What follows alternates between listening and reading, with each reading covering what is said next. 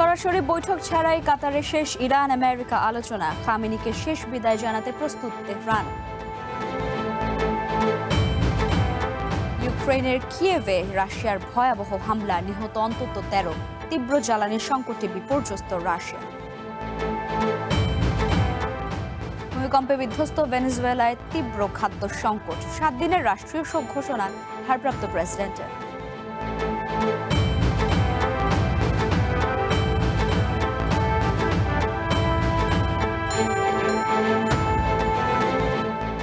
স্বাগত আন্তর্জাতিক বুলেটিনে, আমি লাইবা জান্নাত। এতক্ষণ জানাচ্ছিলাম শিরোনাম, এবারে পুরো খবর। সমঝোতা স্মারক স্বাক্ষরের পর গত মাসে পাল্টাপাল্টি সংঘাতে জড়ায় ইরান আমেরিকা। এই পরিস্থিতিতেই দোহায় দুই দেশের আলোচনা ঘিরে তৈরি হয় নতুন প্রত্যাশা। তবে তেহরান ওয়াশিংটনের প্রতিনিধিদের সরাসরি বৈঠক ছাড়াই শেষ হয়েছে কাতারের আলোচনা। যুদ্ধবিরতি মেনে চলতে দুই দেশই ইতিবাচক মনোভাব জানালেও স্থায়ী সমাধানের কোনো বোঝাপড়া হয়নি।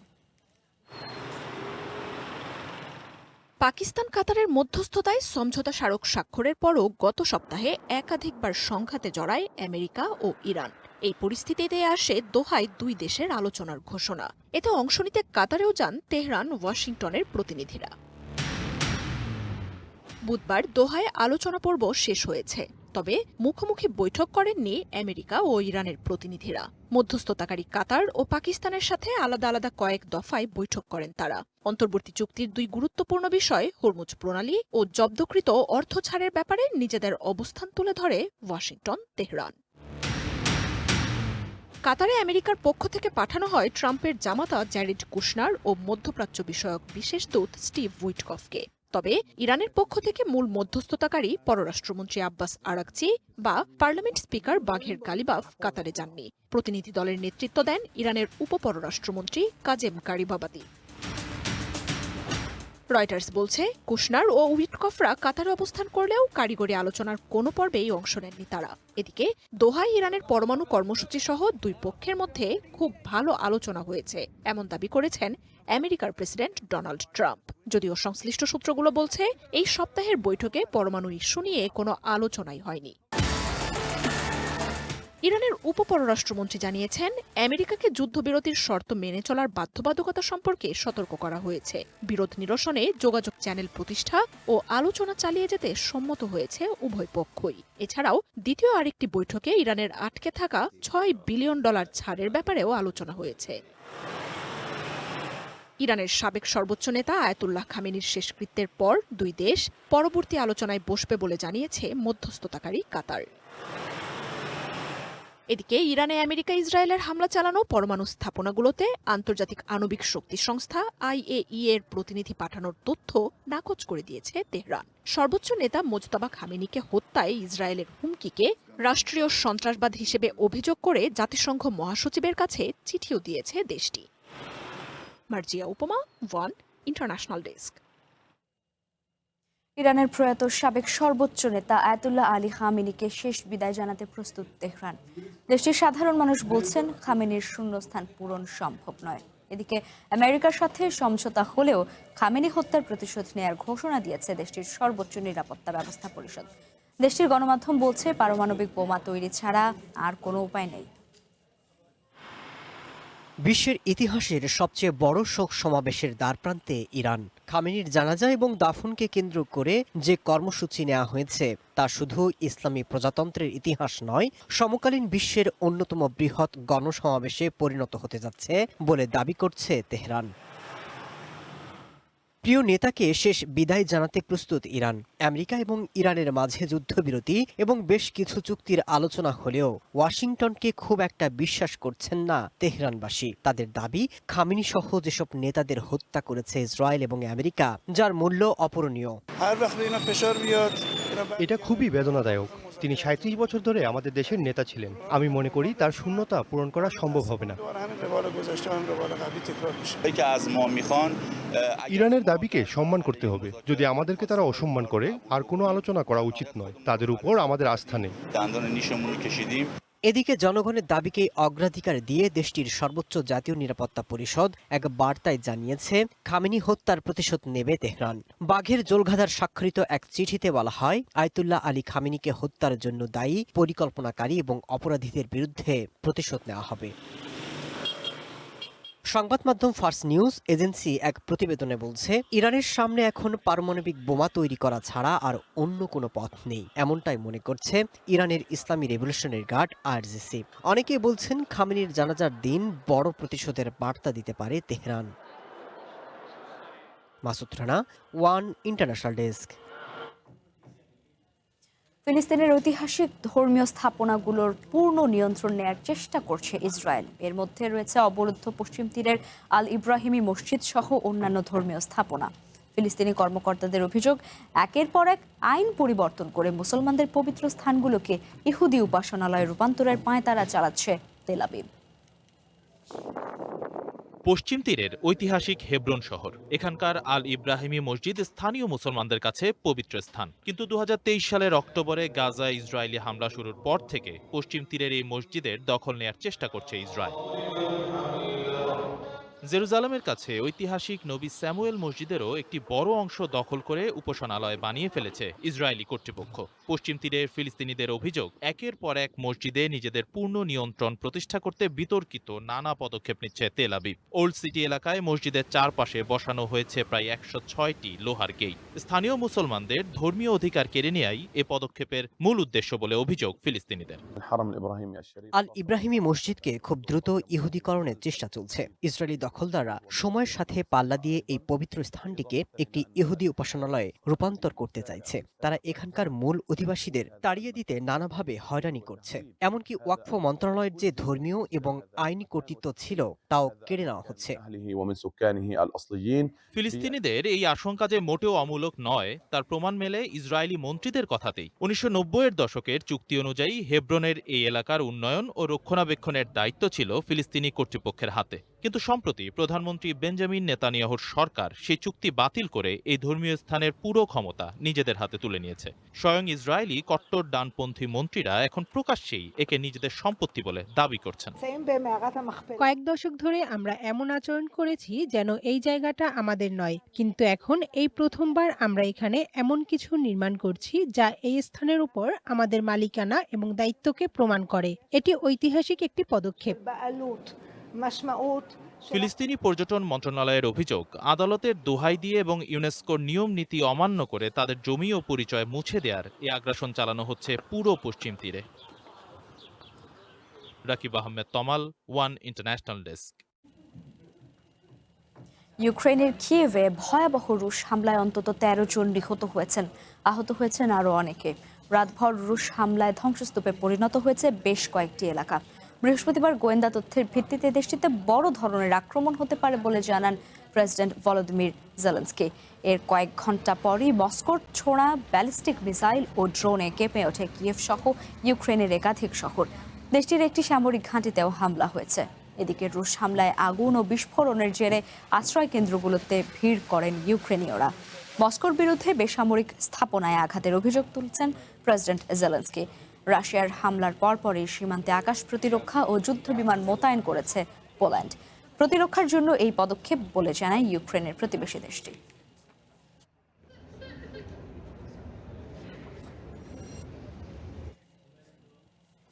তীব্র জ্বালানি সংকটে পড়েছে বিশ্বের অন্যতম বৃহৎ তেল উৎপাদনকারী দেশ রাশিয়া। ইউক্রেনের একের পর এক ড্রোন হামলায় ক্ষতিগ্রস্ত দেশটির তেল শোধনাগারগুলো। এতে ভেঙে পড়েছে দেশটির অভ্যন্তরীণ জ্বালানি সরবরাহ ব্যবস্থা। রাশিয়ার বেশিরভাগ অঞ্চলে এরই মধ্যে তেল বিক্রিতে নিষেধাজ্ঞা দেওয়া হয়েছে। পরিস্থিতি সামাল দিতে ভারতের কাছ থেকে জরুরি ভিত্তিতে জ্বালানি তেল কিনছে মস্কো। রাশিয়ার অভ্যন্তরে বিভিন্ন তেল শোধনাগার এবং জ্বালানি ডিপোগুলোতে ইউক্রেনের ধারাবাহিক ড্রোন হামলায় দেশটিতে এখন তীব্র জ্বালানি সংকট দেখা দিয়েছে। রাজধানী মস্কো সহ ছোট বড় প্রায় সব শহরেই পাম্পগুলোতে যানবাহনের দীর্ঘ সারি। তেলের জন্য মারামারিতেও জড়িয়ে পড়ছেন চালকরা। পরিস্থিতি এতটাই গুরুতর যে দেশটির অধিকাংশ অঞ্চলে তেল বিক্রির ওপর কঠোর বিধিনিষেধ আরোপ করা হয়েছে। সংকটের আঁচ লেগেছে রাশিয়ার কৃষি খাতেও। ফসল কাটার এই মৌসুমে তেল না পেয়ে চরম দুশ্চিন্তায় পড়েছেন কৃষকরা।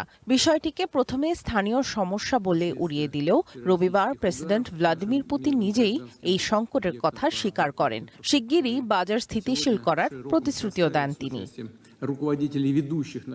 পরিস্থিতি মোকাবেলায় ভারতের শরণাপন্ন হয়েছে রাশিয়া। ক্রেমলিনের জ্বালানি বিষয়ক উপপ্রধানমন্ত্রী আলেকজান্ডার নোভাকের বরাত দিয়ে বার্তা সংস্থা রয়টার্স জানাচ্ছে, সংকট মোকাবেলায় জরুরি ভিত্তিতে ভারত থেকে সমুদ্রপথে জ্বালানি আমদানির প্রক্রিয়া শুরু করেছে মস্কো। এছাড়া জুলাই ও আগস্ট মাসের জন্য কাজাখস্তান থেকে 50,000 মেট্রিক টন জ্বালানি আনার চুক্তিও করা হয়েছে।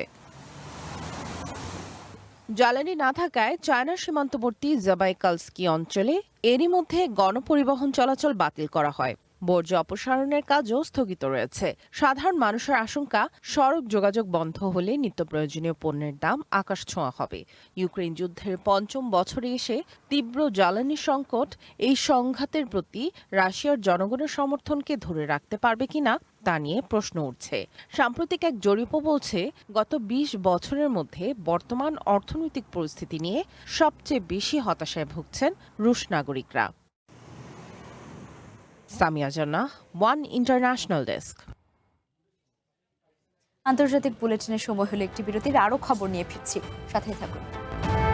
ভেনেজুয়েলায় ৭ মাত্রার জোড়া ভূমিকম্পে প্রাণহানি বেড়ে ২,২৯৫ জনে পৌঁছেছে। আহত হয়েছেন আরও ১১,০০০-এর বেশি মানুষ। এ সময়ের সঙ্গে স্তিমিত হয়ে আসছে ধ্বংসস্তূপে আটকে পড়াদের জীবিত উদ্ধারের চেষ্টা। ভূমিকম্পে এখনও নিখোঁজ রয়েছেন বহু মানুষ। অস্থায়ী আশ্রয় কেন্দ্রগুলোতে তৈরি হয়েছে মানবেতর পরিস্থিতি। এদিকে বিভিন্ন দেশের ত্রাণ ও উদ্ধার তৎপরতার পরও ভূমিকম্প বিধ্বস্ত দেশটিতে তীব্র হয়ে উঠেছে খাদ্য সংকট। বিভিন্ন রোগ ছড়িয়ে পড়ার ঝুঁকিও দেখা দিয়েছে।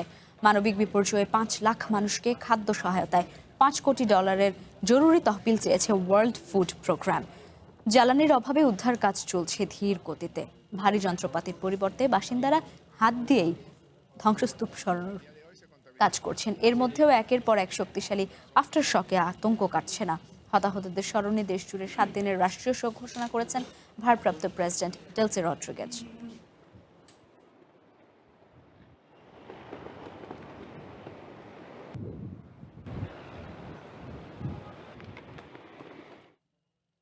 ভূমিকম্প বিধ্বস্ত ভেনেজুয়েলার আকাশে দেখা গেছে বিরল এক দৃশ্য। মঙ্গলবার দেশটির আকাশ হয়ে ওঠে গাঢ় লাল। অভূতপূর্ব এই দৃশ্যে বিধ্বস্ত দেশটিতে দেখা দেয় নতুন আতঙ্ক, যদিও একে প্রাকৃতিক ঘটনা বলে জানাচ্ছেন বিজ্ঞানীরা। ৭ মাত্রার জোড়া ভূমিকম্পে আতঙ্ক কাটছে না ভেনেজুয়েলায়। পাল্লা দিয়ে বাড়ছে প্রাণহানি, আঘাত হানছে একের পর এক আফটার শক। ভূমিকম্পের কারণে ঘরহারা হাজারো মানুষ আশ্রয় নিয়েছেন খোলা আকাশের নিচে। এমন পরিস্থিতিতে মঙ্গলবার কারাকাসের আকাশ হয়ে ওঠে রক্তলাল। চারদিকে ছড়িয়ে পড়ে ভৌতিক লাল রঙের আভা। এতে বাসিন্দাদের মধ্যে ছড়িয়ে পড়ে আরও আতঙ্ক। সামাজিক মাধ্যমে ছড়িয়ে পড়তে শুরু করে নানা গুজব। অনেকে বলতে থাকেন, সৃষ্টিকর্তার প্রতিশোধ শেষ হয়নি, সামনে আরও ভয়ঙ্কর কিছু অপেক্ষা করছে।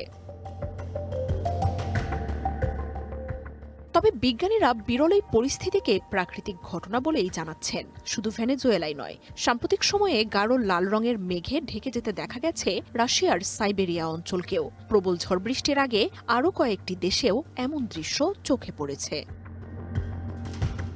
মার্জিয়া উপমা, ওয়ান ইন্টারন্যাশনাল ডেস্ক। দ্বিপক্ষীয় অর্থনৈতিক অংশীদারিত্ব এবং প্রতিরক্ষা সহযোগিতা জোরদার করতে 3 দিনের রাষ্ট্রীয় সফরে ভারতের জাপানের প্রধানমন্ত্রী সানাই তাকাইচি বৃহস্পতিবার নয়াদিল্লিতে পৌঁছানোর পর রাষ্ট্রপতি ভবনে তাকে দেয়া হয় লাল গালিচা সংবর্ধনা। এরপরই হায়দ্রাবাদ হাউসে ভারতের প্রধানমন্ত্রী নরেন্দ্র মোদীর সাথে তার বৈঠক অনুষ্ঠিত হয়। বৈঠকে জাপানি প্রধানমন্ত্রীকে নিজের ছোট বোন এবং দূরদর্শী নেতা হিসেবে আখ্যা দিয়েছেন নরেন্দ্র মোদী।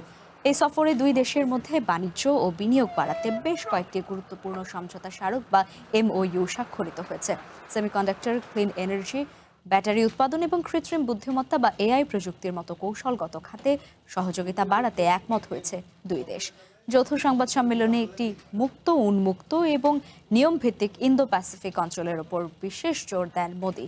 এই অঞ্চলের শান্তি ও সামুদ্রিক নিরাপত্তা বজায় রাখতে যৌথভাবে প্রতিরক্ষা প্রযুক্তি তৈরি করবে 2 দেশ। তাকাইচির এই সফরে ভারতের $10 বিলিয়ন আমেরিকান ডলার বিনিয়োগের প্রতিশ্রুতি দিয়েছে জাপান।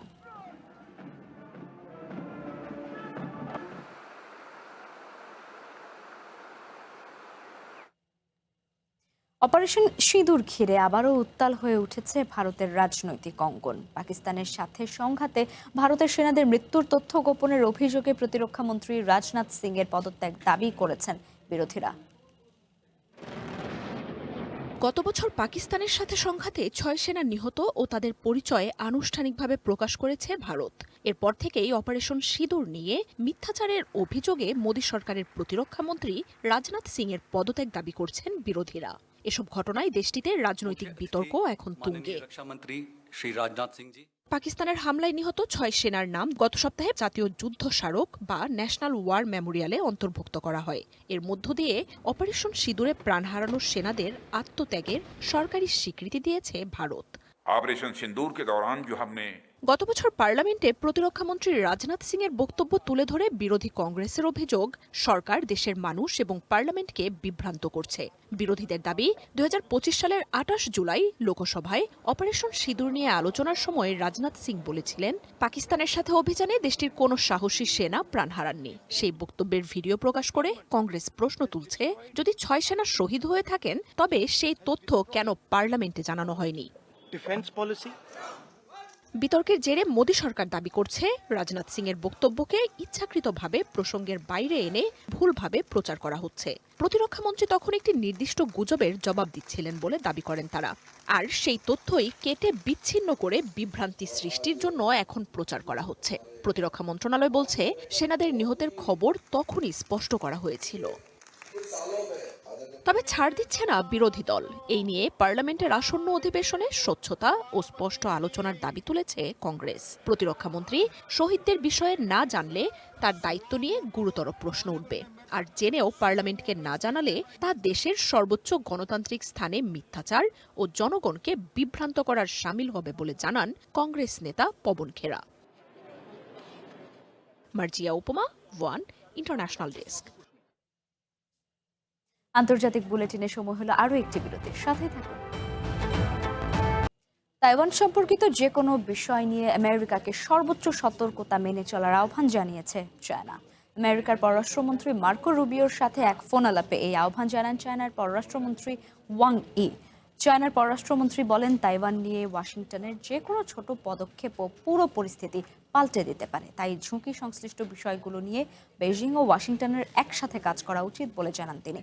তবে ওয়াং ইর সতর্কতার ব্যাপারে কোনো মন্তব্য করেনি আমেরিকার স্টেট ডিপার্টমেন্ট। এর আগে গত মে মাসে বেইজিংয়ে আমেরিকার প্রেসিডেন্ট ডোনাল্ড ট্রাম্পের সাথে বৈঠকেও তাইওয়ান নিয়ে সতর্ক করেন চায়নার প্রেসিডেন্ট শি জিনপিং। তাইপেকে নিয়ে ওয়াশিংটনের অবস্থান দুই দেশের সম্পর্ককে অত্যন্ত ঝুঁকির দিকে ঠেলে দিচ্ছে বলে হুঁশিয়ারি দেন তিনি।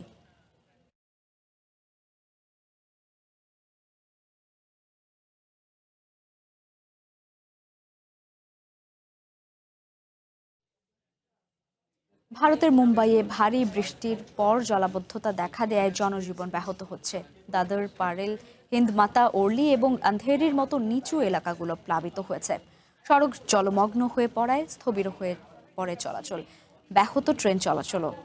বৃহন্মুম্বাই মিউনিসিপ্যাল কর্পোরেশন জানিয়েছে 24 ঘন্টায় মুম্বাইয়ের বেশ কয়েকটি অঞ্চলে 200 মিলিমিটারের বেশি বৃষ্টিপাত রেকর্ড করা হয়েছে, যার মধ্যে পূর্ব শহরতলিতে সর্বোচ্চ 189 মিলিমিটার গড় বৃষ্টি হয়েছে।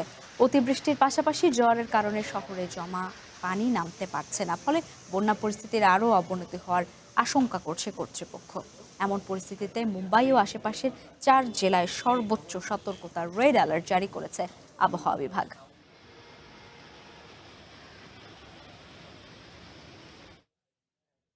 নিউ ইয়র্কের এম্পায়ার স্টেট বিল্ডিং এর চূড়ায় বিয়ের প্রস্তাব বাগদান ঘিরে তোলপাড় চলছে আমেরিকায়। রাশিয়ার প্রেমিক যুগল আইভান ও অ্যাঞ্জেলা ভবনটির চূড়ায় ওঠে ওড়ান শান্তির বার্তা লেখা পতাকাও। তবে নেমে আসার পরই গ্রেপ্তার হয়েছেন তারা।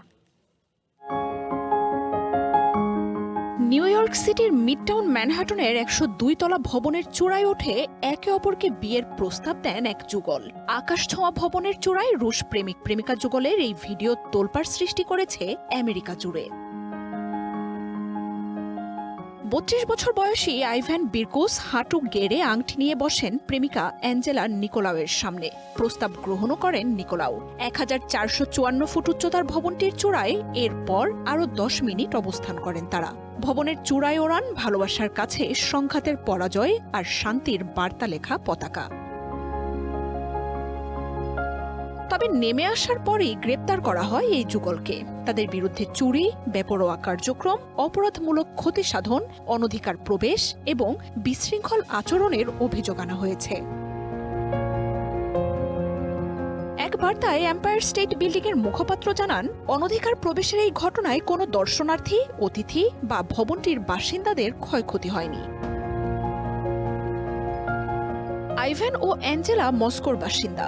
বর্তমানে তারা আমেরিকার নিউ জার্সিতে বসবাস করছেন। দুজনেরই শখ উঁচু ভবনে আরোহণ করা। এই যুগলকে নিয়ে 2024 সালে স্ট্রিমিং সাইট নেটফ্লিক্সে স্কাই ওয়াকার্স অ্যা লাভ স্টোরি নামের একটি ডকুমেন্টারিও প্রচারিত হয়। মার্জিয়া উপমা, ওয়ান ইন্টারন্যাশনাল ডেস্ক। আর এই ছিল আন্তর্জাতিক বুলেটিনে। কিছুক্ষণ পর দেখবেন জেলা বুলেটিন। চ্যানেল ওয়ানের সঙ্গে থাকুন, যুক্ত থাকুন আমাদের ফেসবুক পেজ এবং ইউটিউব চ্যানেলে।